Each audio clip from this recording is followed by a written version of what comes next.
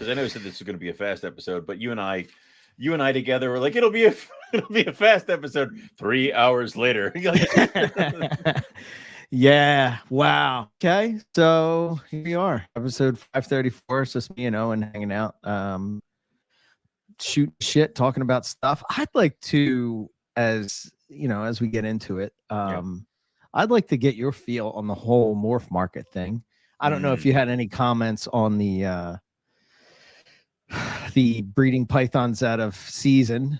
I mean, I do have comments on that because as I was listening to that episode, which I'm only about halfway through it because I only listen when I'm cleaning, and I hate listening to myself, so I can't listen to any podcast that I'm on. Right. So I only listen to episodes of us when I'm not there. So, so I'm listening to it, and many people did not know about this, but you did, that I had a potential of another rough scale clutch coming. And that hit the ground last week. Nice. And it's one of those things where, you know, breadlie eggs have been in the incubator now for almost a month. And they're the late ones. And now I've got rough scale python. So it's like so you have two clutches. I do. Part of me is kicking myself about separating the gold white lips, but then the other part of me is like, well, thank God those aren't going. Like, thank God there aren't any more. So, but yeah, I would say that with I kind of like what you and Rob are getting at a bunch with that there are certain triggers, and if you hit enough triggers, she'll cycle.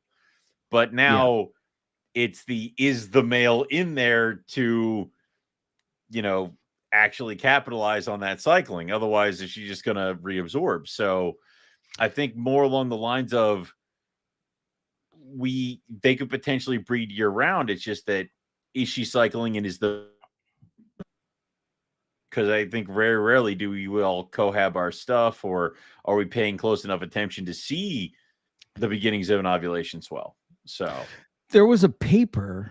Was it a paper, an article, something that I just read the other day about snake stress is bad. Is lowered when they are accompanied by other snakes. Right. That was the thing you said about the rattlesnake. It was an article thing. Yeah. Okay, I did send it to you. Okay, I didn't get to read it yet. I just kind of skimmed over it, but I thought that was interesting. I find it awesome that it seems like more and more that they're actually delving into what makes it tick. Snake biology, ecology, all that kind of stuff. So it was pretty interesting. It was along the lines of that Secret Lives. What is it? The Social Lives of Reptiles. Reptiles. Yeah. So going to toss. What's up, everybody in the chat? We're just jumping in here. We're a little late this week. It's been a weird couple weeks of recording, and the month of July. Eric was sick. I was sick. There was like, your lungs don't work in summer and or winter, so we have a small amount of time to record in like very early spring and late fall before something breaks on you. And then of course we have Carpet Fest that we're trying to get ready for. So yeah, that's been probably. I can't wait till Carpet Fest is over. I can't wait. The best part of Carpet Fest is when it's done. Yeah, I'm so stressed, man. It's crazy how stressful this can be, and I don't even know why. It's like I don't know, man. It's. I'm just gonna send Francis to your house and be like, Owen said to come here and do whatever you said. So it's like it's just like making sure that every box is ticked, and the all that kind of stuff. That we're never going to be able to tick all the boxes, so we should just figure out the major boxes, and I'm pretty sure those are all covered. The only other thing would be just, we're getting the food sorted. The t-shirt is live, so if you want to go get a Carpet Fest t-shirt, even if you're not going to go attend, go grab that. But I'm pretty sure we have the other thing set. We just need to install a heavy 4-inch thick steel door to your snake room to keep people out. So, I don't know what happened there. You muted yourself. What are you doing? Like I miss 1 week and you can't. Well, function? The dogs are out of control upstairs, and I'm trying to, like, keep it at a minimum of of nonsense up there, because my wife, she went to the zoo, the Elmer Zoo or something. Elmwood Park Zoo, yeah, with my niece and nephew today. That's cool. I like that. That's a cute little zoo. I like that zoo. Yeah, well, they didn't hire me, so zoo. Yeah. Oh, they didn't. Oh, no. So they're not great, but it's they're but if we judged all zoos on whether or not they hired Owen or not, we would not find a good zoo in the entire continent. So we use the reduced pattern diamond python as the mascot. No, you can't buy a shirt at Carpet Fest. Can we buy it at Carpet Fest? I could buy you one, Justin, and have it shipped here so you can have it fresh to wear. That's just for you, though, Doctor. You're breaking the rules. We haven't been live for 5 seconds in the sale, and already somebody's like, well, I need special rules because I wrote the book. It's like, all right, yeah. He did write the book. They did. Yeah, all right. So, I mean, I guess we'll allow it. Yeah. Yeah. Like I said, if it was for anybody else, no one. Yeah, no one else. Yeah. Why is the diamond green? It was artistic choice. Like this green thing to it, but it's like this filter that you put it through that kind of takes like a regular picture and kind of makes it kind of like almost like a drawing or a painting. Yeah, and they pay per color, so they charge per color. So we had to put it through some filters. So yeah, it's all good. Oh my God, these dogs are driving me nuts. I can't hear them. You're fine. Okay, all right. I'm going to proceed. Yep. So you got another. Let's start with updates of what you've been up to. You got another clutch of roughies. Glad you asked. Yes. So I got another clutch of rough scale pythons. So I have an additional 10 eggs that are in the incubator now that are due to hatch after my bredli. So it's like I have a python clutch due to hatch after the bredli, which is weird. Started weird. Yeah, I know, right? So we're talking about out of season python. Like, I don't think it exists. So we have that, and then I've started breeding or started feed trials on all the animals. I have the new setup of the new rack system here. Wait, is this the one you got for me? Yeah, it's one. Okay. Okay. Very good. Like, and trust me, I may have to come for the rest. So I got that set up. These are all the roughies that I have currently. They've all shed, so now I need to get them. I have a chance to try to get them feeding this weekend. Okay. But I'm moving stuff over. I'm trying to get I moved a ton of babies from last year to 15 quarts, and I ran out of the 3D printed perches. So I'm trying to find a good 3D printing perch thing. In the meantime, I'm trying to figure out how I used to do the whole freaking coat hanger bullshit. So the zip tie cross? Not the zip. No, maybe I haven't figured it out. I got them, and then I'm like, I don't know if I like this way. So yeah. So let's see. What did I used to do? I think the easiest thing that I used to do was I used to put like 2 holes in the like an X almost, right? And I would just cross them over and put them through they would be anchored in that hole, like in the corner, like if you're making a hole for the vent, for ventilation or whatever. Yeah. I would just make it a little bit bigger and just shove it through. In there. So that might be where we're at. It might be one of those things. It might be a way to kind of do that with some of the other parts of it too. So I'm toying with it. That might be the easiest way, is just drill a hole and just anchor it in. Because I just want it for, I've carpets, white lips, things like that are now in 15 quarts.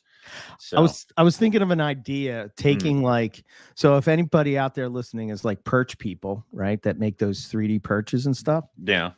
So like if you look at I don't know, I guess roughies would kind of fall into this. So if you took like a perch, like the 3D printed perch, but in the back half of it, right, make it real, like almost make it like a thin crawl area that they can get into, right? You know what I mean? So it would be almost like so if you shit, I'm trying to think, almost like a tunnel kind of a thing, right? Well, I'm thinking of like a rock crevice, right? Okay, yeah, like a gap. So it's like if you just made, instead of making like a wide hide like that, right? Just make it real thin one, and then they could perch up on top of that. Or if they wanted, they could get inside, and it would be a hide, and they would be able to like hang out, like hang their head on the rock ledge. Yeah, you know what I mean? Like, and you could use you guys coming up on bringing stuff at Carpet Fest. Robert's probably looking like Carpet Fest, man. So I've been I'm gonna real quick divert over to that. Yeah, it's been, I don't have time for anything. It's like really stressing me out, man. Like, I'm so behind on shit. Work has been nuts, you know, and I'm trying to get this pool fixed by Carpet Fest. Unfortunately, I'm not a chemist, so I'm doing the best I can. But we had like this, I don't know what happened, but there's some kind of algae issue that we're having, and I finally have gotten it to where probably over the weekend I'll be able to, you know, all the algae died and went to the bottom. And you'll be able to have vacuum it out. Yeah. Did you get that turtle out of there? I did. Yeah. Okay. I've had turtles, frogs, like lovely little swamp you have back there. Yeah, of course. But anyway, you know what I mean? It's kind of like, think of it like a sandwich. Yeah. Like two pieces of bread, but like a space wider. So you're not actually putting a hide up on top of that perch, but you know how it's kind of like they'll make it to where you can put the water bowl, and then they have like X's to where you can kind of hang. But I'm thinking like for a species like that, maybe they want to get in that rock crevice and hang out. I think anything is going to want to use a rock crevice. I do need a pool boy. Yeah.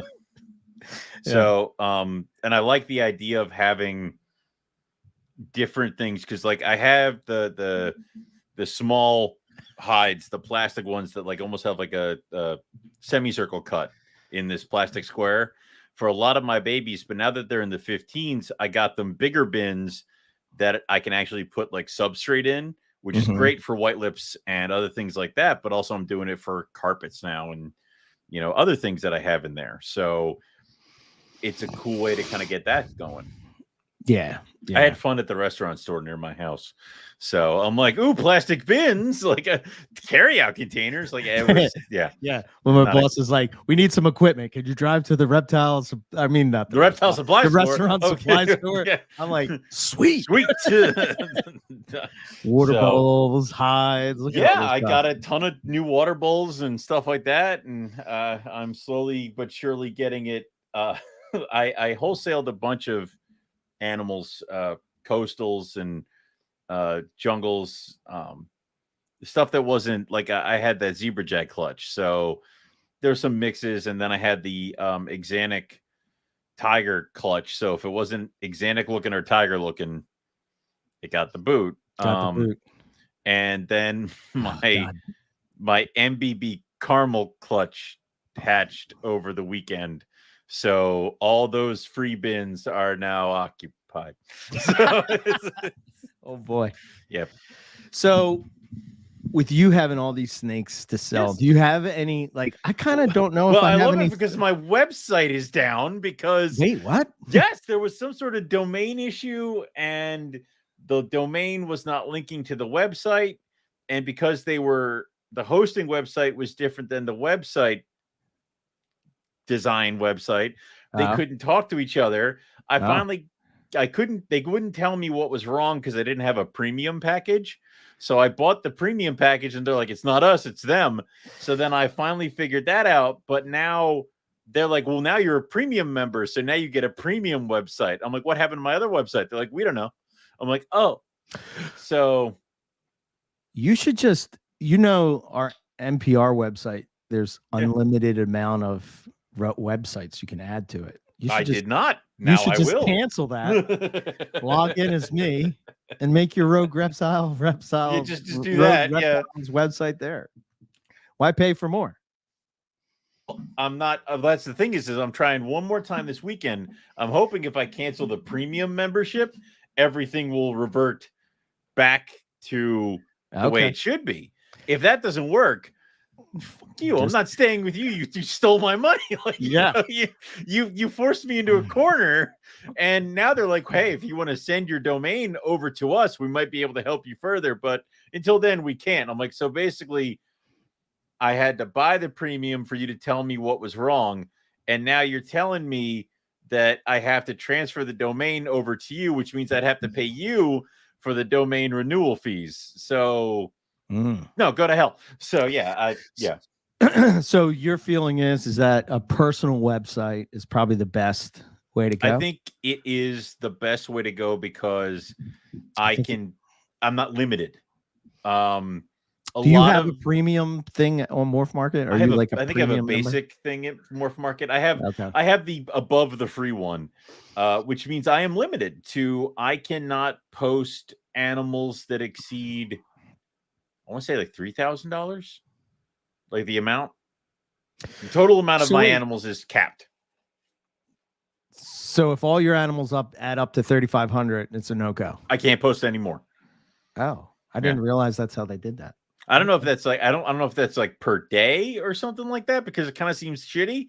But I ran into that problem and I'm like, all right, well, luckily I'm done posting the animals, so I don't need to post anymore. But now we're starting to get into it, like the white lips are up there, and roughies are going to be up there, and things like that, where things will start kind of kicking up in gear. So the issue then is that with my website, I kind of use Morph Market as I don't list everything individually.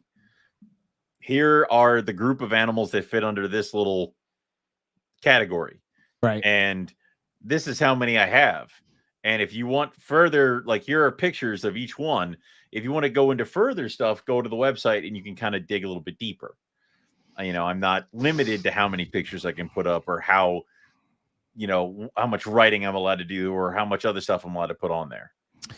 Do you think I think like I understand? I think what they're trying to. Well, I guess it's just a he. It's just it's just Darren, right? Darren. Yeah, but I think he has a team, right? Or yeah. But I think he's the guy making the calls. But right. I think I understand what he's trying to do as far as like make it all in one spot.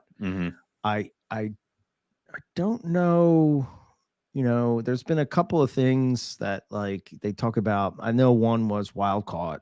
I don't know. Like, do you shouldn't? I mean, it's gonna keep away like scammers like Swatowski, right? But I don't know. Do you have to put?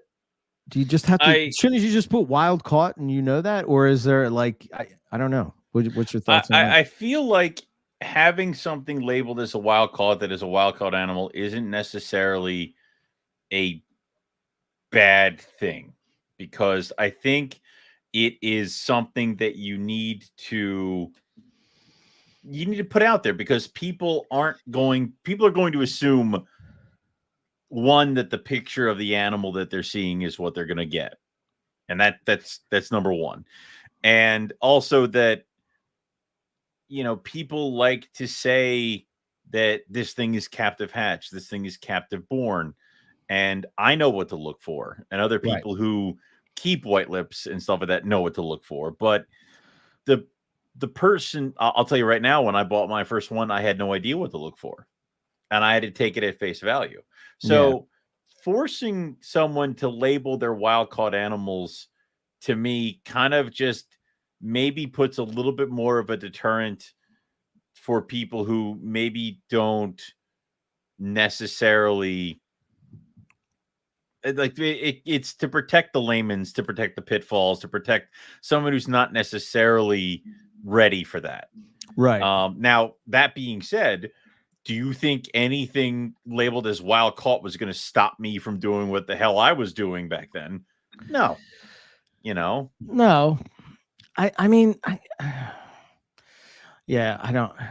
to me, it just seemed like such a weird issue to argue about. I think this is my feeling. I think Lisa hit on it, right? She was sort of saying about how he's abrasive in his approach, and I would agree. It's like the one thing that I mean, you can listen way back to the beginning of NPR, and we used to talk about all the time how certain people that we know and we've met, probably we wouldn't have met in real life.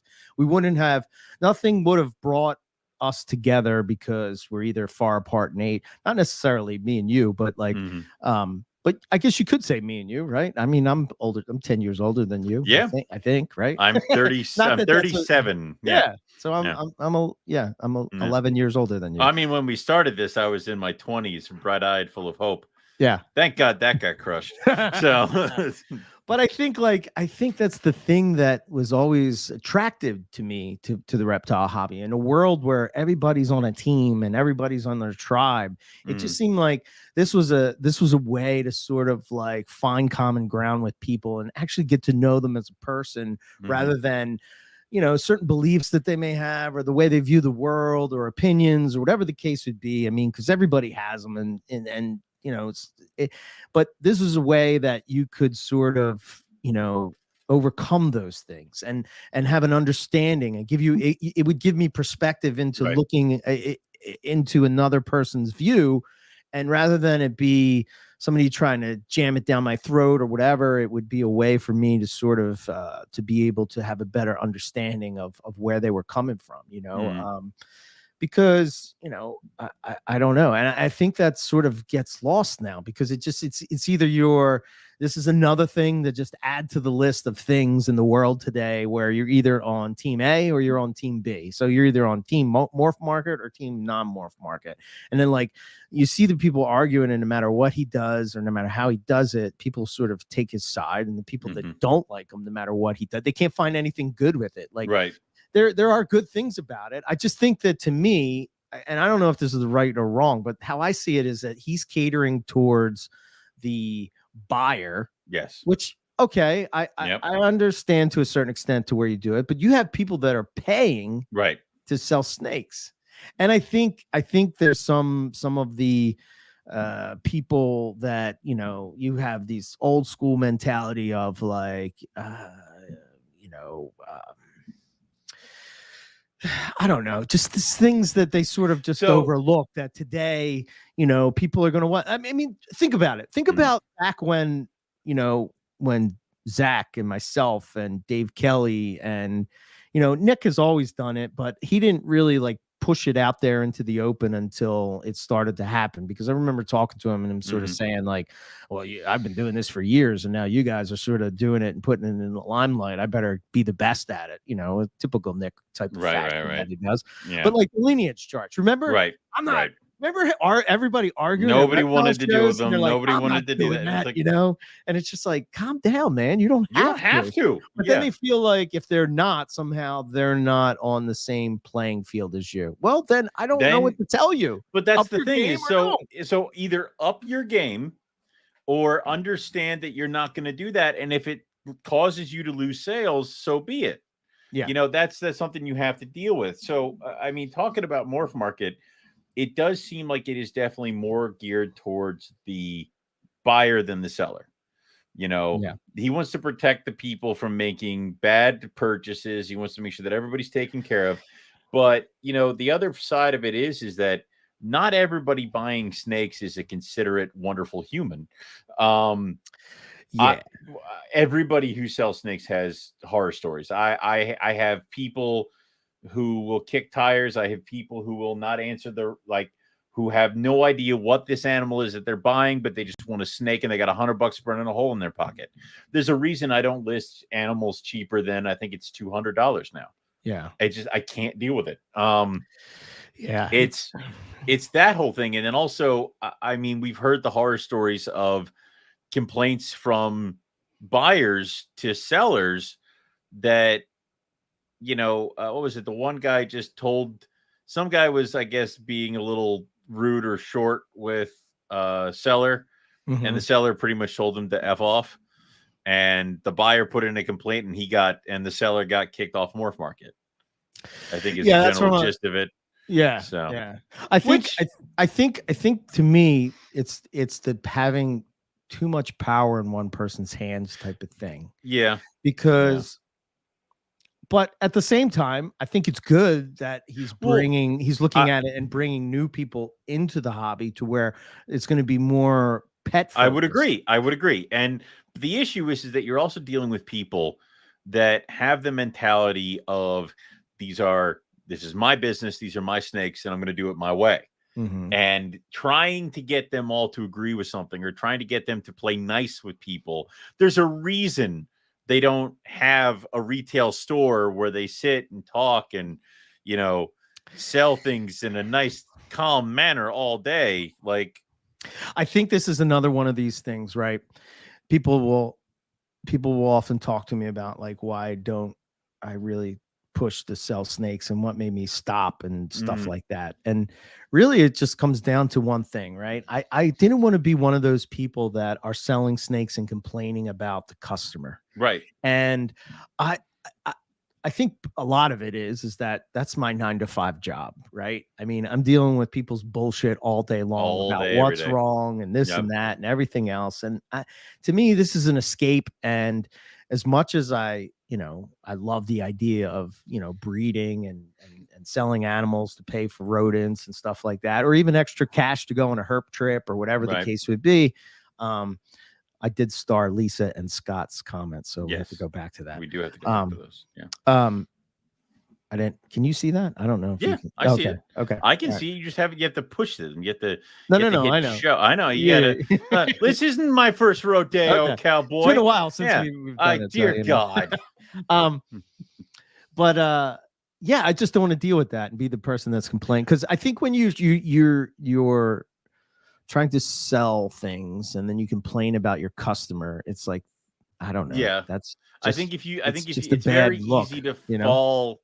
It's very easy to fall into that mentality. Yeah, and also, it's very easy for the other problem is that people seem you're gonna have a bad customer every once in a while, and you just have to brush it off and keep going. I think it's gonna how have a good one. Care that customer, right? Like, if you send somebody an animal that's sick or there's I'm not even talking about, like, obviously after the sale has already happened, you can do all that stuff. You should do all that stuff, right? I'm talking about during the inquiry process. People who are inquiring about snakes, I know what you mean. Half of them seem to have a script. You got snake, yo? Yeah.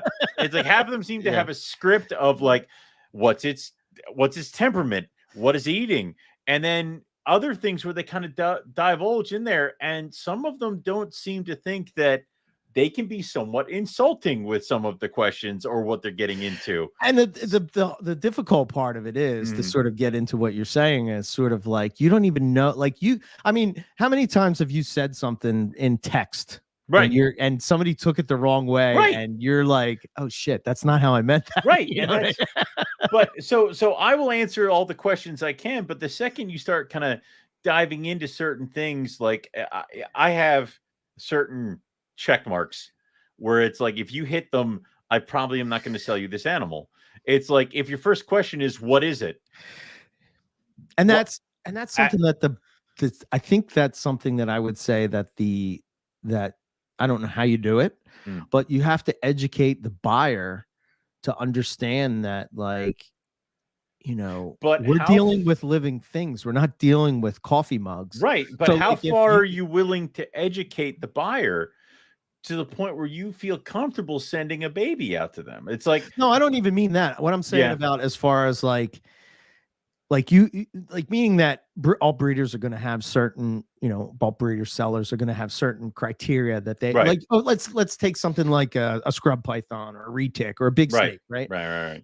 You're going to have a certain criteria of, responsibly, you should have a certain criteria of checks, and that you want to make sure that they hit in order for them, that you're going to feel confident in them purchasing this animal. Right.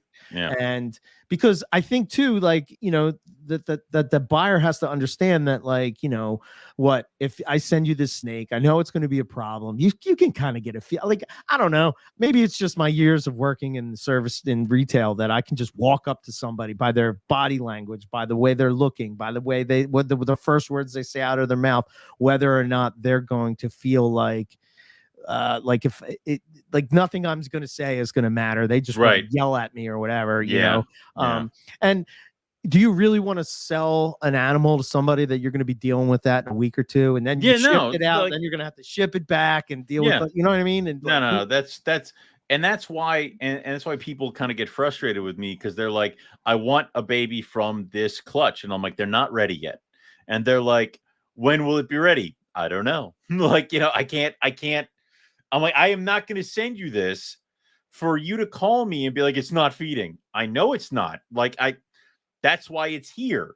So you gotta bear with it. And if I say check back in a couple months, I mean that. Check back in a couple months. I'm not trying to blow you off or anything, but it's one of those where you gotta trust me, because I'm not trying to go out there and screw you up, because I want to make sure you're having a good experience, and I want to make sure that you're going to have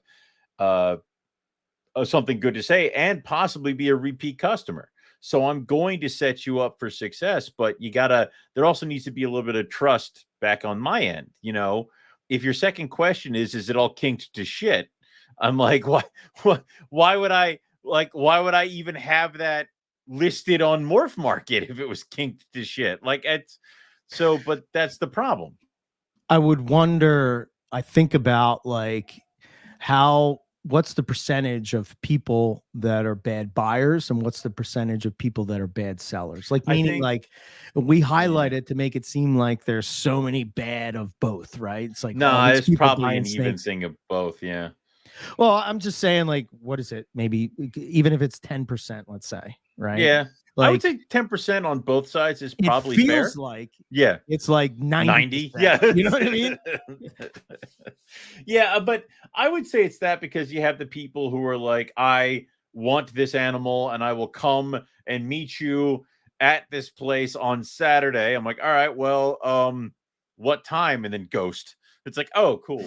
Like, there's that, and then there's, there have to be some bad sellers out there, because otherwise, why would we all be so guarded? So it does go both ways, and it's hard. It's a minefield, but you kind of got to work it the right way. Go ahead. Sorry. I mean, I would say, like, basic courtesy. Like, do not contact the seller unless you're ready to buy. I'm talking money in hand, and you want to talk about this animal, ask questions about this animal, and you're going to purchase this animal. Like, that's the reason we have ads, that there's pictures and stuff, so you can kind of make that first decision there, and then it's just confirming whether you want to go with this animal or not. It's doing that. It's following up with emails. It's, if you're not that interested, maybe don't contact them. Don't go like 12 emails deep and then be like, I got to check with my wife. It's like, well, why are we here? Like, it's that whole thing. And it's just basic courtesy with that. And then obviously with a seller, if you have an animal that you're not even 100, if you're not 100% certain on an animal, don't list it. If there's something a little wonky about it, hold it back. Take a look at it. If there's a small imperfection, that's your rep, right? You know what I mean? If there's a small imperfection, make sure you highlight it in the ads. Yeah. Or just adopt it out. Like, I have a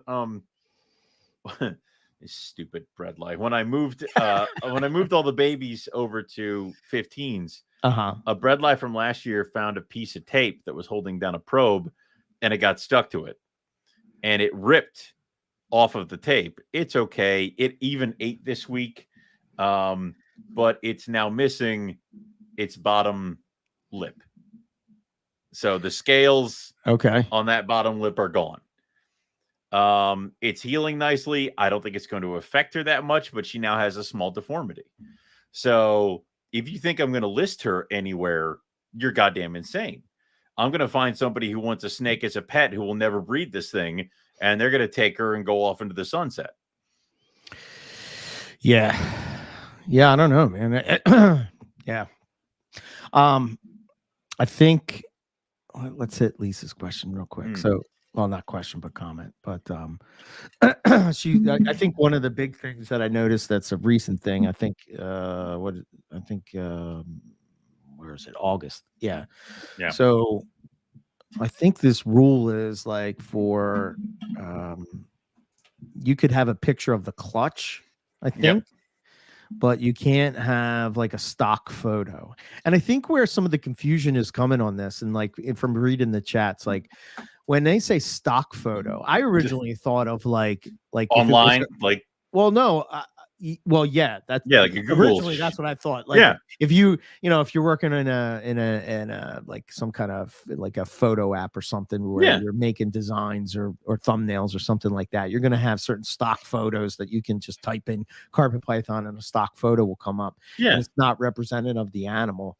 I'm like, okay, I could see that, right? Because it's not even. That's not even like if I Google Timor Python and throw that up on my Timor Python ad, like fuck you, dude. You're like, yeah. But that's not what they mean. So I understand that, right? And that's I think that's what I thought, but I think that the people in the comments were thinking like if you had a stock photo that you like, meaning that you had one picture of an olive python. Like, think of an olive python. I think Lisa was saying about like white lips, where they're all kind of look the same. Water pythons, macklot python. Well, macklots might have a little bit of variability. But so what you're saying is that you're not allowed to take one picture of an olive use python it for the same. And use it for the same. Well, I mean, for like a different ad. I mean, I'll say this right now. Yeah. The reason I love olive pythons is they all look the goddamn same. Yeah. And it's like, what do you want, a boy or a girl? Like, I don't need to go too far, but I will take individual pictures of every single one because some people are just weird like that. And it also is good for posting up because maybe one olive python just takes a really good photo and that one sells quickly. See, I think this is where a lot of people that are getting into breeding don't realize how much work it entails, right? I think they think, tell them, Owen, school them. I think they think that they're just like going to put two snakes together and then they're going to make $1 million. It doesn't stop right now. It doesn't end. I was downstairs cleaning Monday night, Tuesday night. What is today? Thursday. Okay. Wednesday, I was downstairs finishing up water. Yeah, I was downstairs cleaning every day this week. And then today I have off. And then tomorrow I got to figure out the website and I'm going to go look for copperheads. So that happened. Nice. But then Saturday I have to feed the adults because now. So we're going into breeding season. Hold on. So now, babies and adults are usually fed on a bi-weekly schedule. Some adults aren't fed on a bi-weekly schedule just because of how big they are, if they're males, that whole thing. Right. So I've done it now is that babies will be fed a completely different weekend than the adults because it takes so goddamn long to feed right now. Yeah. So it just has to be that way because I'm downstairs tease feeding and I'm like, what time is it? Oh, it's 6 o'clock. Oh, like it's like, how did that happen?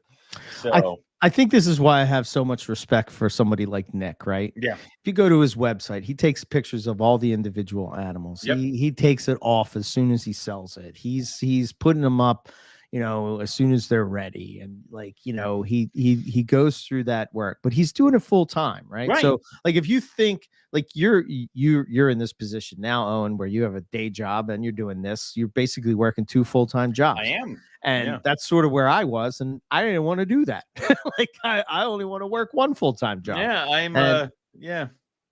So, like, I guess in a way, like people might say, oh, well, he can do that because he's full time. But I think he sets the standard for like what is a professional breeder supposed to be. And, equate it to musicians, right? You can still have a daytime job and be a professional musician to where you're making money at night or on the weekend or, blah, blah, blah.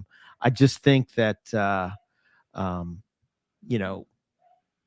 I don't know. It just seems like it's like I get it to why you would want to take a picture and use that picture, or you take a group picture of them and you're using that picture. That's cool. I don't see an issue with that. I don't know if that's outlawed on this under this new rule or whatever. But like, I also see the other side of it, to where it, if you're gonna sell somebody an animal, they're gonna want to see what it looks like, and there's also that whole thing of like, if I have a clutch of something and I post up just one picture of it and sell animals based off of that one picture, I mean, that's all fine and good. But when you start getting into animals that maybe have various different colors or brightness or patterns, it's like, well, now you're kind of misrepresenting the animal that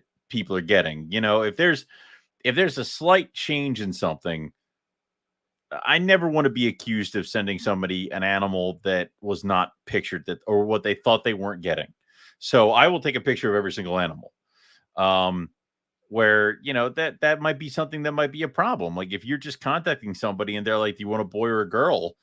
and it's something like, say, a ball python that has different patterns, different colors, I could see where that would be something that I think you would have to have individual photos of. Yeah.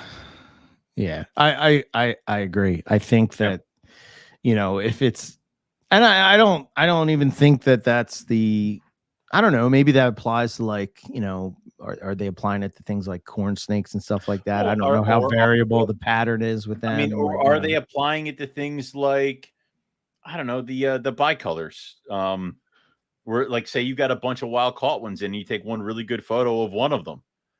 Yeah, they all kind of look the same, but do I really want to see the one I'm getting? Because that might be something I need to kind of decide on, things like body condition. Does it look healthy? Beyond the pattern. Well, that's a good point. Like, I didn't even think about that. Like, just representing that the animal is healthy, is healthy. I think it's because people have been burned too many times, because they order something and then they get something that comes in the box. It's like, I want this. All right, well, here it is. It's like, that is not what was pictured. Or it looked a hell of a lot better when you took the picture of it. So, yeah, I think Pedrick brought up a good point, like that representative photos. I'm not buying one without seeing the exact. Yeah, he's talking about buying a tortoise and seeing the exact one he wants. I think this is sort of my point. Like, if you're selling snakes and you want to do this, I think that people think that it's kind of easy.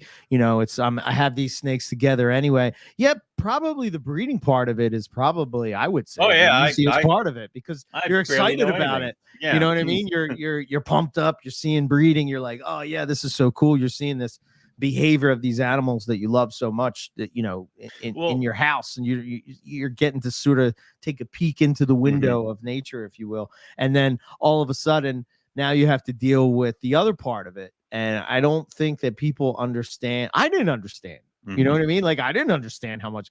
I say it all the time, but I remember Rob talking to me and he's like, "Dude, this is going to be a lot of work." And I'm like, "I got it, man." And then it was like, oh shit. Yeah. You're probably realizing now. I am. That is something that happened. And I would say that you also need to pay attention. The other problem is that if somebody has a large facility and they don't double check their things or keep an eye on their animals, there could be something wrong. Now, I would stop. Like, let's say if I was going to pack up an animal and I took a look at it and something wasn't right, I would refund the money and be done with it right then and there. Right. So I had a show that I was last weekend. It was the Oaks Reptile Show. Okay. And I didn't want to do this show, but I had purchased this table and I'm like, well, screw it, I'll just go. I made enough for rats. That's all I want. Right. But so I had the zebra jag clutch, and those baby zebra jags came out storming. They ate everything in sight. Right. Several of them have already eaten enough to call it good. Right. So I went and I pulled one and I put her in the display. And I closed the display and I kept doing other stuff. And she was doing the jag thing, but she was bending so far back. It was like she had a hinge right here. Like she was bending straight and it was flat. So I pull her out and she has a giant kink right here. Oh, as she, and you don't see it until she jags, and then her neck flattens out, and then she bends all the way back. And I'm like, cool.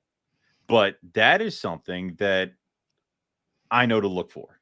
I know to watch out for. It's a jag. It's a baby. It's a thing. Right. But that's something I noticed. Now, if I was just worried about selling this thing and I took a picture of one of them and I posted it up and you bought it and I grabbed her and put her from bin into bag, would I have noticed the kink?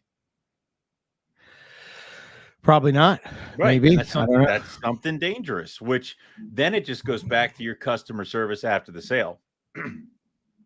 Yeah. You call me and say this thing's all kinked up. Send it back. I'll send your money back. Yeah, I think that. I think that's fair. Yeah. I was going to show the. Here, I'm going to show this just so we can take a peek at this real quick. But tortoises. Yeah. So this is what we're sort of talking about. It says representative photo, wild caught. So that's not the animal you're getting. I don't know. Is that a bad thing that it says that on there? I mean, if anything, it just informs me that that's a representative photo. So now if I'm interested in it, in the species, now the seller has to do some more work because I'm going to ask them, can I get a picture? Yeah. Also, too, like, remember, the pictures sell, right? So the better that, like, some of the pictures that I see here. $7,000 tortoise. There's a. Oh yeah, look at that. Yeah. What is that? It's galop, right? Galop, yeah. Yeah. Wow. How much is more? Yeah. I'm curious to see what the that's a possum. Oh yeah, that's not what I want. This is what I want. Okay. That's not that's not here. Papuan python wild caught. Wait a minute. Tame. Sure it is. That's interesting looking. It's up there. Yeah, I guess. Wow, that's a small one to be a wild caught. Baby. Holy shit. Okay. Whatever. It's labeled, and you know what? It's a Papuan python, so that makes sense. If it said coastal wild caught, I'd have concern. Yeah. Does it say representative photo on that one? Yep. Sure. I see. To me, this is going to say I have a question. Go to the end. Go to the last thing because I want to see if my ads are up there because I want to see what they call a representative photo. Well, I think you have to put it. So that means that's not that animal that you're getting. And I think like ball pythons, I think carpet pythons are too variable. I think short tails fall into that same thing. That doesn't make any sense. Why would you not just have the animal that you're going to sell? The actual picture you're selling? I don't know, man. That's one thing. Am I going to get tagged for this because I have one photo in the front and then you have to click in the ad to see all the other ones? Where are you? I don't see you. You said at the end? Yeah, go all the way to the end. I'm at the end. Oh, maybe shit. Maybe my ad's expired. Yeah, maybe you got. There's one. Up. Oh, there you go. Yeah, no, we're good. Yeah. You might have to check the white lip. Well, you actually took a picture of the animal you're selling, though, right? Right, but if you go to the white lips, ooh, diamond. You were thinking the same thing. Well, that is Cypress Creek. Okay. Maybe that's why. Okay. I mean, maybe if you go to the white lip, because I had a picture of the white lips in the front. What's that? Other pythons? Yeah, be under other pythons. Other pythons. Poor white lips. They only get other pythons. Other pythons, yeah. Same with roughies. Yeah. Unfortunately. Whoa! Wait a minute. Ooh. It's a Malucan for $4,000. Holy shit, dude! Remember when we started NPR? We bought them for like $200. We all like $5. Like it was just. That's crazy. Christ. Wow. All right. Yeah. Wow, the prices of snakes are nuts. And nobody's buying shit. Wow, that's insane. I thought I saw a roughie for $900. Oh wow, these came down. What was that? They're only 8,000. Oh, hooray! Soon we'll all have them. There we go. No, we still got 1,200. All right, yeah. Wild caught Maruki. Yeah. Okay. I mean, I don't know. Wouldn't you? I don't know. I don't know what I guess I have to look into it a little bit more and see. I mean, I'm gonna have to, because until I figure out this website thing, Morph Market and other ad sites are my only way to get them out there. So that means I'm gonna have to start posting on Morph Market more, which I liked Morph Market's posting better than, say, like Fauna, but I might have to start doing Fauna as well. See, here's the thing. I think Scott hit this pretty much on the head, and I think I've said this to you guys privately from the beginning. I think that, number one, I think that he understands how the internet works. Right. And the internet works by basically trolling people.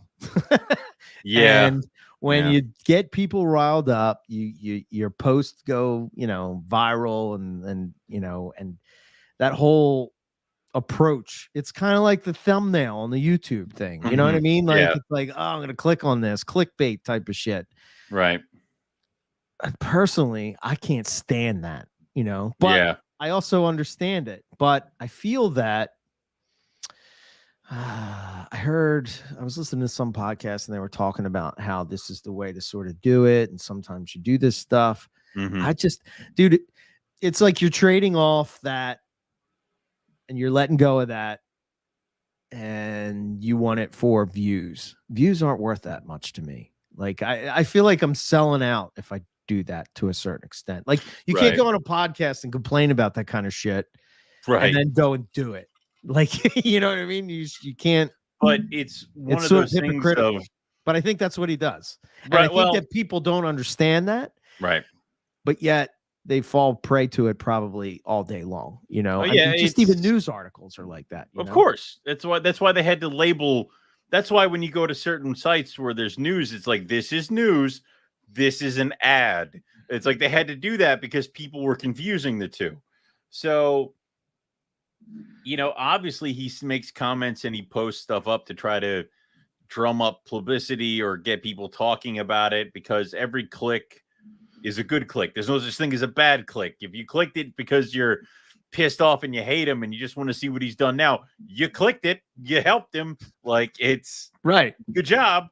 So it's hard, man. It's hard because when you don't want to support somebody, but then you also want to see what the drama is, because I think deep down inside every single one of us, there's even if it's just a tiny bit, you want to turn around and see the car crash. You know what I mean? I mean, you may not stare at it long.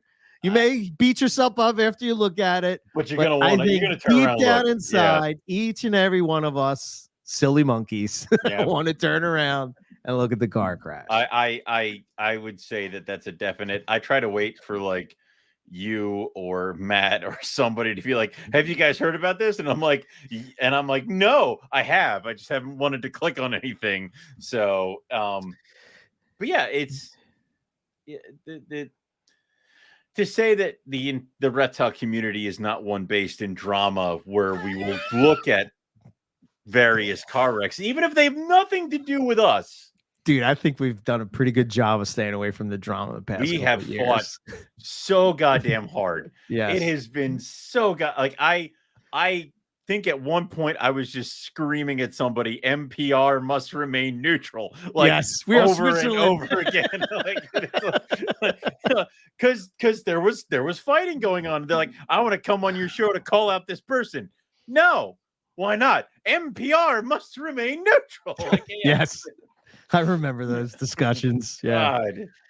It's hard though. It's hard because, well, again, it's sort of the same thing with the clickbait, man. We, in the early days, we kind of did it. I don't think that I ever did it I think the closest we came is we had that episode about importing and European sellers and stuff like that blew up in our face. I hated that episode. And I hated that episode.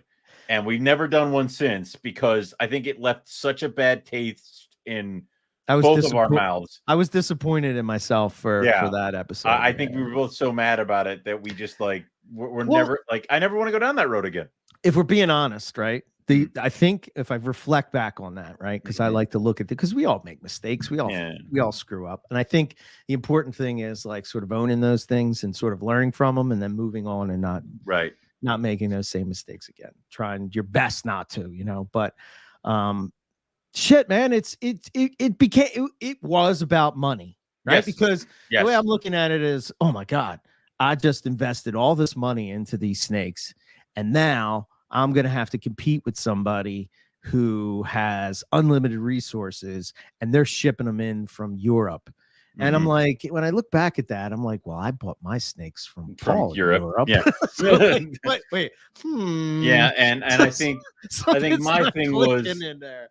Well, my thing was, I think I got swept up in all that fear mongering over we're not going to be able to tell what's a pure caramel, and we're not going to be able to do that. So basically your stuff's not going to be, your stuff's going to be devalued. And like, dude, and I say this wholeheartedly, I breed for myself. Yeah. I breed for like continuation of projects and doing my own thing. And then you know what? I sell them because I can't keep all of them.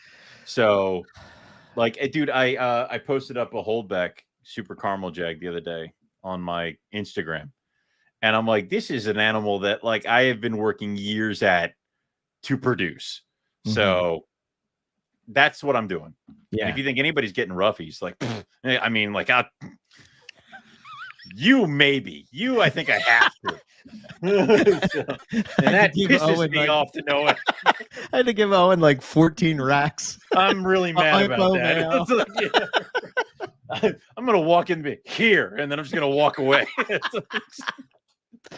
My wife is loving the fact that those are out of the garage for sure. She's like, is he gonna take the other ones? I tried to get him to take them because the problem is I got all the AP cages, the AP racks, the not the economy ones, the ones that have the cutouts.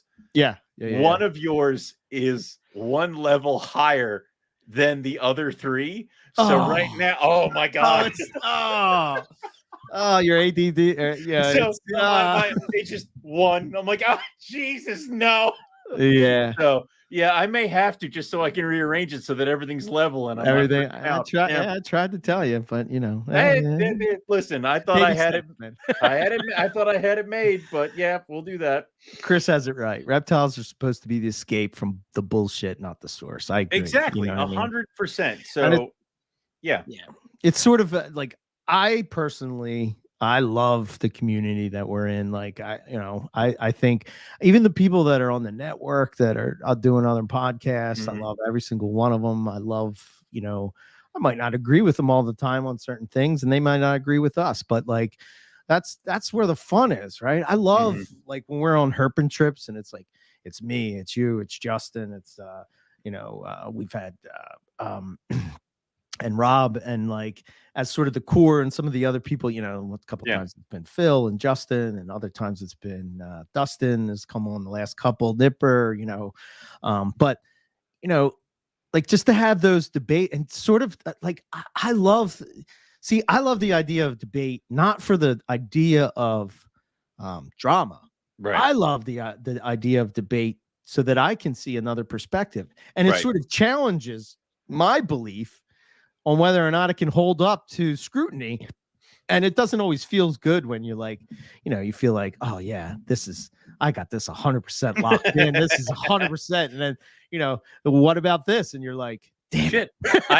I feel you should never be 100% on anything. And that's something Rob has taught me. Never be 100% on anything. Because then the second you have no wiggle room for anything, you stop learning, you stop progressing. So there have been numerous times where I tell you something, I'm like, and this is it. And you're like, well, what about this? And I'm like, shit, I didn't think about that. And I'm like, and that's something else. Like, and we kind of go through that. And you're right. I am living that right now where you're like, maybe you don't want to do all these pairings. And I'm like, there's no chance in hell they're all going to go.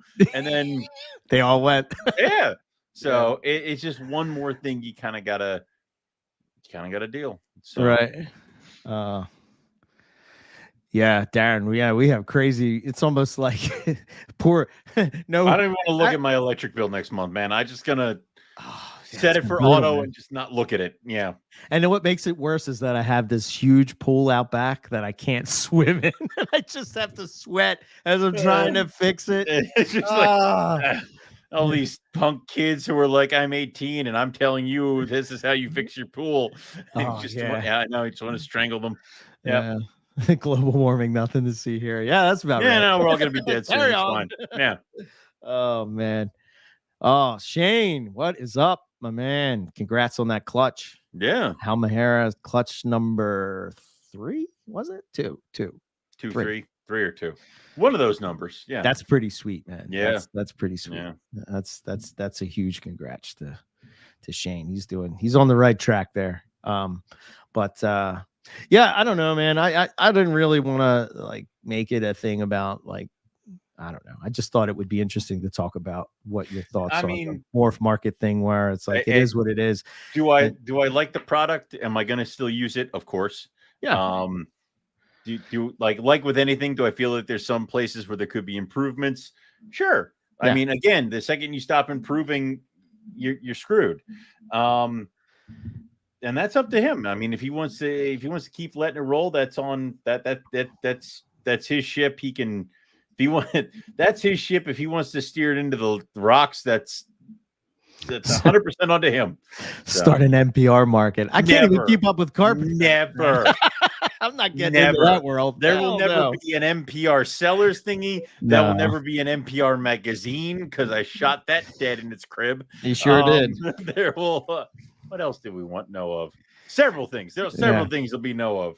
Serpentarium still might be on the. I'm working on that. I would love to do that because then I'd have a place for all these damn snakes that are, Yeah, no doubt. No doubt.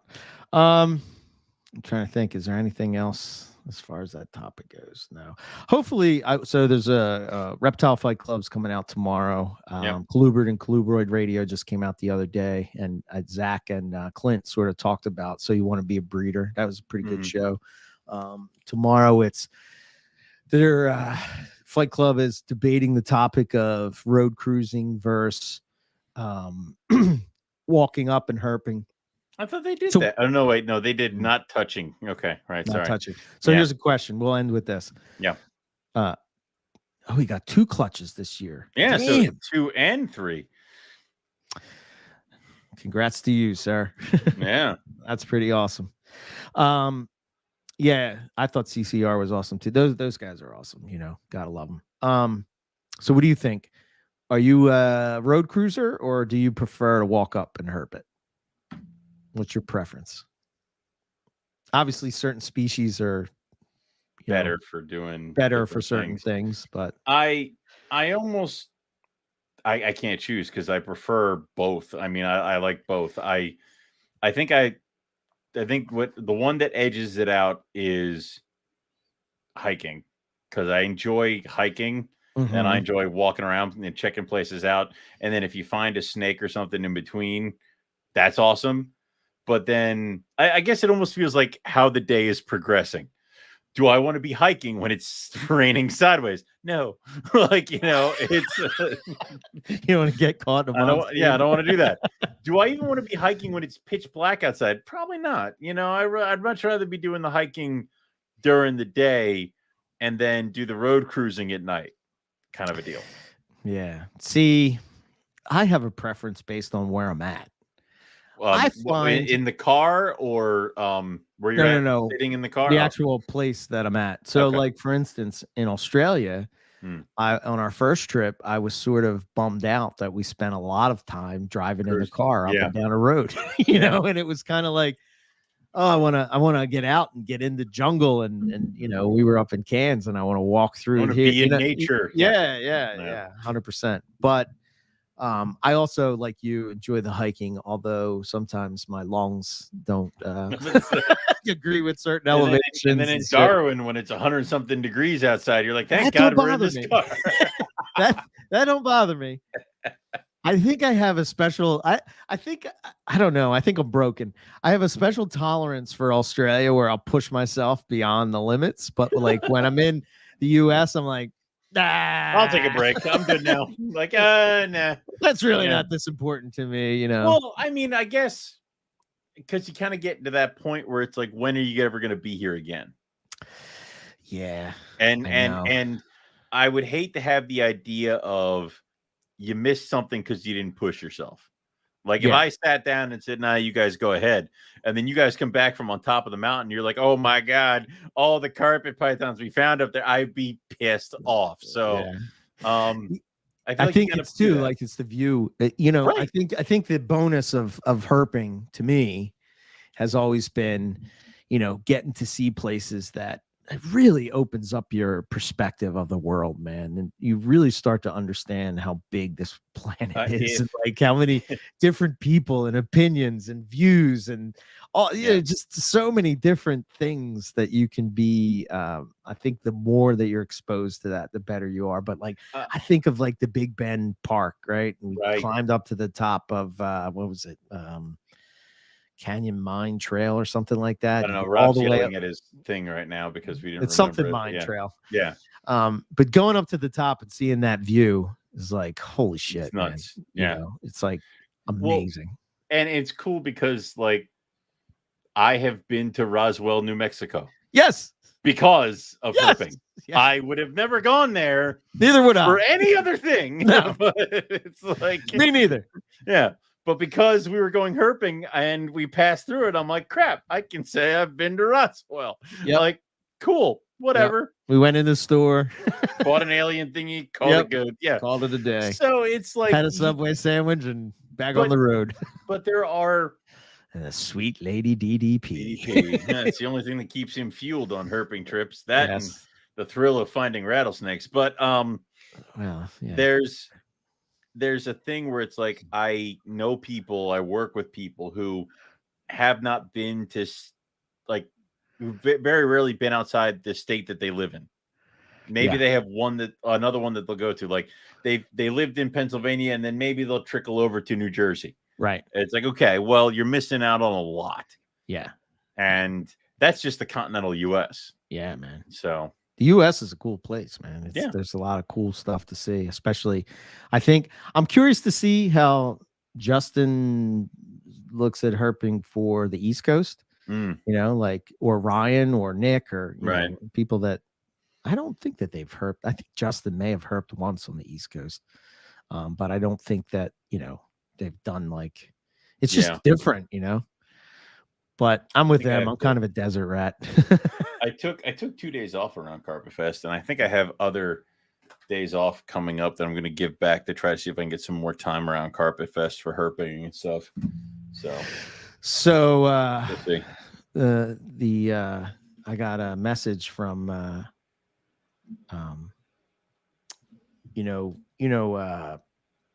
Greenie's the YouTube channel. We had him on back. And so he was messaging me about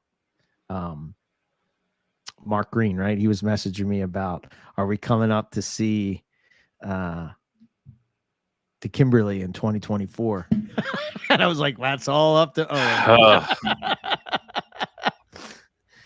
I mean, that says maybe 2025. I don't know, but I'll listen. If Rob says that the Kimberly, when Rob says the Kimberly is the go, you know that I will move heaven and earth to go. Yeah. Plus, I want to go to Justin's birthday party in the Flinders Range. I mean, yeah. I assume there'll be cake. So, but I want to make sure that happens. But that might be the only trip I can do for the next couple of years. So.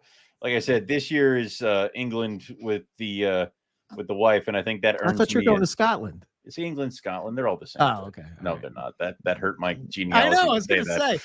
Just broke his teapot, oh my god, that hurt. So it was.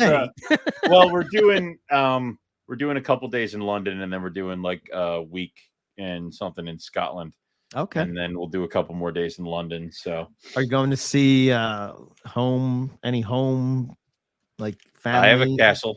You have a castle? There's a castle. Oh, wait, don't you have some kind of thing where you bought like a section of a castle? No. I wish. But no. There's a castle, McIntyre, and I figure if I go over there and just claim it as mine, it's mine now, right? Don't you know who I am? Yeah, I own this place. Yeah, I am Owen McIntyre. Mine now. Yeah. move. Yeah. See I this think, flag? yeah. I think that's how that works. So, until anybody stops me, it's what I'm going to do. Well, that's how it So, worked back in the day. So give it a try. See how it works. Yeah, I may have to kill the current guy, but we'll figure that out when we get over there. Best of luck to you. Yeah. One more thing, I wanted to circle back on the road, the walk at the road cruise, and I know Rob is bummed out about this as well as me. But the DORs are kind of a bummer when it comes to road cruising. That is a real bummer, especially when you.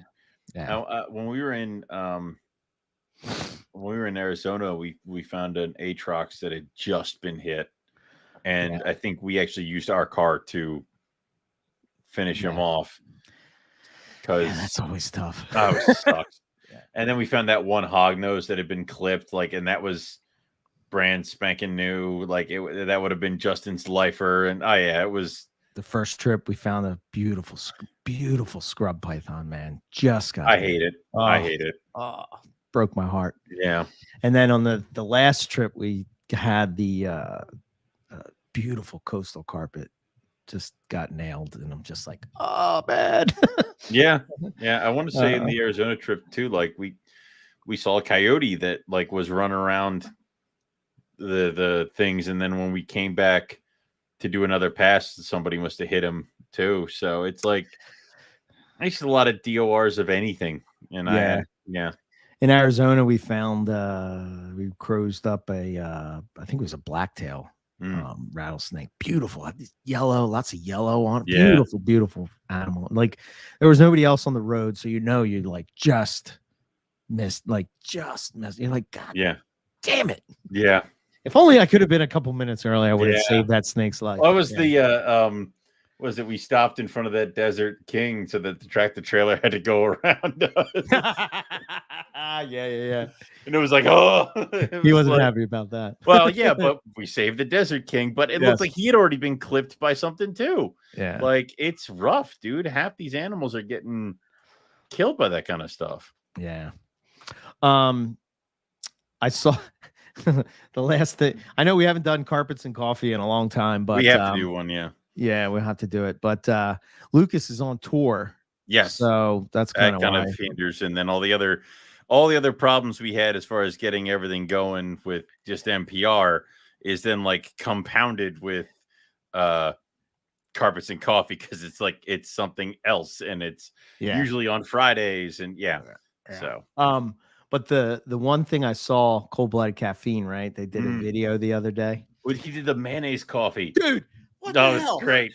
I couldn't even watch it. I was all I watched is the very beginning, and he's like, what's the thing? I can still taste. We were talking about it when he was on, because there's that one football player who was in the draft who's like, I put mayo in my coffee, and I'm like, this child has a head injury that no one is dealing with. It was, Oh yeah, that was bad. So if you want to be grossed out, go check it out.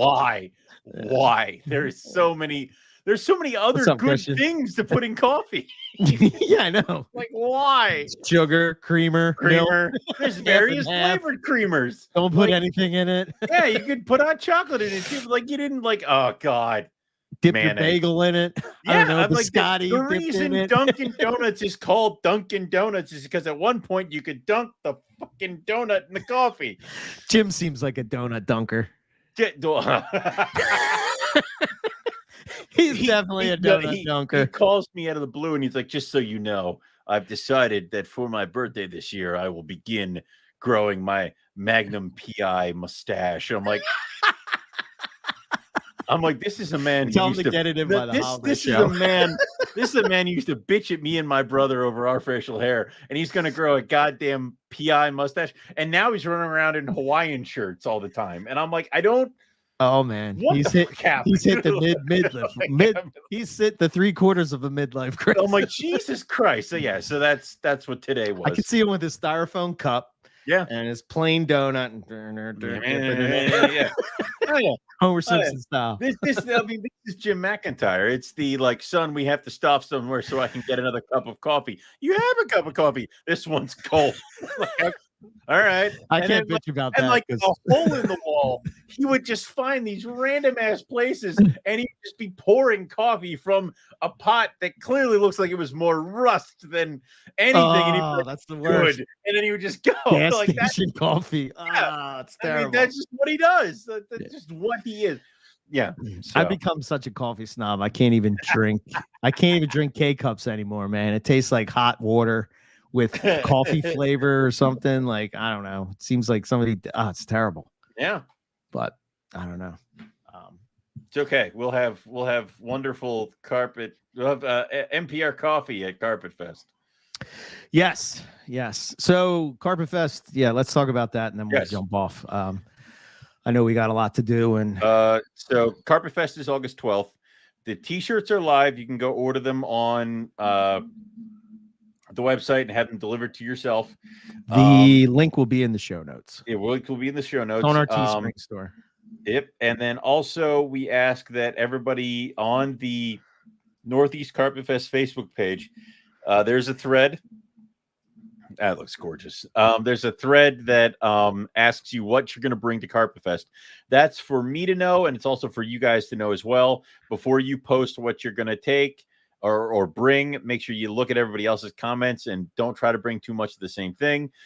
We ask that you bring at least one dish that is fully prepared and ready to eat. If you need something to prepare it with, like say an oven or a grill, Eric has both of those things. You are welcome to use them, but you are responsible for getting your food ready to serve. Do not just bring raw hamburger and then be like, done. No. We did that year too, I think. We will not do it again. Also, this is going to be a BYOB, so please bring whatever kind of beverage alcohol that you want to bring. We're going to have non-alcoholic stuff there as well, for anything, and everybody is welcome to come. It is at Eric's house. If you're looking for hotels, look for inside the Warminster, Willow Grove, Pennsylvania area. That's usually a good spot because I think right off Willow Grove is the Turnpike exit, and there's a ton of hotels right there. And that's about it. We'll remind you guys quickly again. Number one, there are no animals at Carpet Fest. If you bring animals to Carpet Fest, I will ask you to leave. Number two, Eric's snake room is going to be off limits, so it's going to be shut. It's going to be kind of closed down. Yeah. So what you have to do kind of closed down? No, 100% closed down. It's going to be 100% closed. So basically, it's going to be on lockdown, like it has COVID in there. Exactly. What you have to do then is make Eric like you enough that he invites you back later to show you his snakes. Yes. Yeah. I don't know, man. There's not a whole lot to show anymore, but yeah, Carpet Fest is just, Timothy, is basically a snake nerd barbecue. The idea was way back in the day, I guess in case people are new to it and they never heard of it, we should probably say what it is. So Chondro's guys and girls used to do a thing called Chondro Fest. And I know back on the early forum days of Maria Python forums, for a long time, people used to talk about doing a carpet, like a get together, somewhere, and it never could happen. So finally, Owen and myself, we decided that we were going to make it happen when we started NPR. So back in 2012, we did the first one, and it was just kind of like a little get together of people that you talk to on the internet every day. And you never see them face to face, and you might see them at a show, but then the problem at a show is that they're trying to sell stuff, and you're blocking the table, and all that kind of stuff. So it is evolved into sort of, now there's all these different chapters of Carpet Fest. We have the West Coast one. There's a Texas one that's coming up. There were a bunch of October. There were like 2 West Coast ones. There was a Northwest, a Southwest. There was a Northeast, a Southeast. There was a Texas, and then it seems like Tinley was like the non-official one because we'd all just go there too. Yeah. So, which Dude, if I don't start selling some of these high-dollar snakes quickly, I might have to do a Tinley or a Daytona. Well, I told you next year we talked about that. NPR might be going to Daytona because Owen has to sell snakes, and I thought it would be a good thing to that might be a good do thing, some promotion of the podcast. Yeah, NPR might need to go to Tinley because Owen needs to sell some snakes. Or Tinley, one or the other. I prefer Florida, but I prefer Florida too. So Daytona may work. We may do that. Yeah, but you may want to go to Tinley because it may be. I don't know. I don't care. Yeah. Okay. All right. Whichever ones get them gone. Yeah. Yeah. So anyway, Carpet Fest that's kind of what it is, and it's just a get together of people, from all over, and just sort of get together and talk snakes, talk not snakes, talk about whatever you're into. But it's just a way. Again, like we said at the beginning of the show, it sort of like seems like some of the ways that people are taking the reptile world today seems to be focused on drama and splitting things up and dividing, not even if it's intentional, but like sort of like I'm in this camp and I'm in that camp. And one of the beautiful things that I always thought about the reptile world is that it's a place where people from all different backgrounds and ideas and ways of life and all that you can sort of come together on this common passion that we all have, and sort of like, I don't know, it just, you start to relate to people when you have something in common with them, and even though you might not agree on everything and with each other, you're able to sort of see things from their perspective and stuff. And, I think it's, I don't know. I think it's a good thing. Sometimes you got to get away from the internet and sort of go back to the, I know people say it's old school way, but face to face, man, it's the way to do it. It's one of those things where if you're wanting to really be a part of the community, getting into or going to a Carpet Fest is a great way to link yourself to everybody who's involved.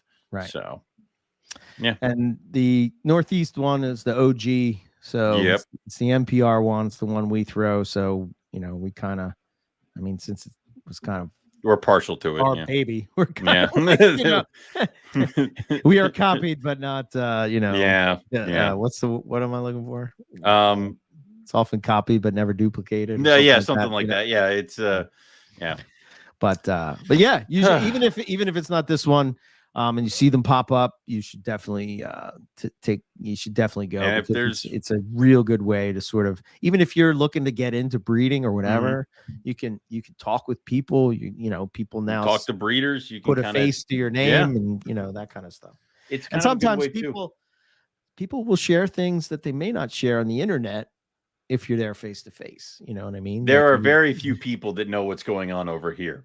So right, exactly. Yeah. And the only way to really kind of get in that inner circle is get to be my friend or possibly blackmail me through my wife. I mean, that works too all the time. So but yeah, there you go. Yep. Often imitated, never duplicated. There you go. Exactly. There you Way to go, Christian. Thank you. Christian's collection, man. Holy shit. That dude has something amazing. I was checking out some of his stuff earlier. Oh shit. But all right. I guess it's back to work, planning for the Carpet Fest. You got to go do some snake shit.